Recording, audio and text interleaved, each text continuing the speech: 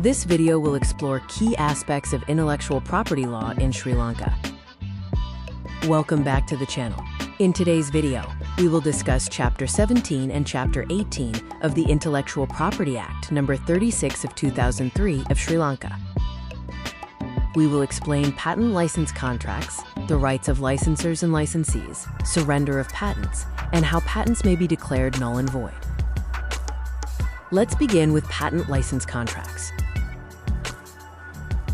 Section 90 covers the meaning of a license contract. A license contract is an agreement where the owner of a patent, known as the licensor, gives another person or company, known as the licensee, permission to use the patented invention. The license may allow the manufacture, use, sale, or commercial exploitation of the invention in Sri Lanka. Under Sri Lankan law, a license contract must be in writing and signed by the parties. The agreement may also be recorded in the official register maintained by the Director General. Confidential business details do not need to be disclosed. Now, let's examine the rights and restrictions within these contracts.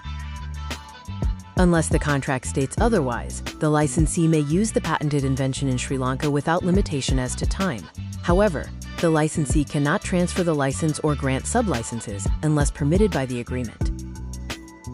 In a non-exclusive license, the licensor may continue using the patent and grant licenses to others. But in an exclusive license, the licensor cannot issue further licenses unless the contract allows it. The law prevents unfair restrictions in license agreements. Clauses imposing unnecessary commercial restrictions on the licensee may be considered void. Allowed restrictions generally relate to time, geography, and quality control.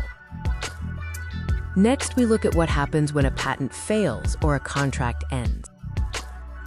If a patent application is rejected, withdrawn, surrendered, or declared null and void, the licensee no longer has to continue making payments. The licensee may also recover royalties already paid, depending on the circumstances.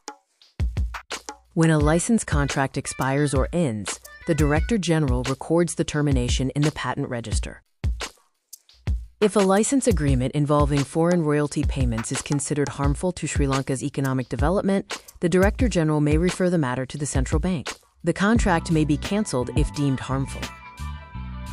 Finally, we cover the surrender and nullity of a patent. A patent owner may surrender a patent by submitting a written declaration to the Director General.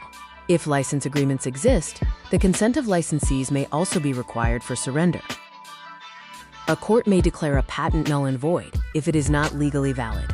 The court may invalidate the whole patent or only certain claims based on grounds like lack of novelty or insufficient description.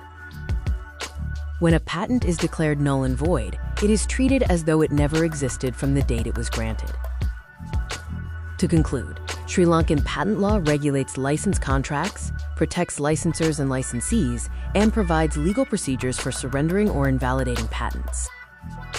License contracts must be written, exclusive licenses restrict licensors, unfair clauses are invalid, and patents may be surrendered or canceled.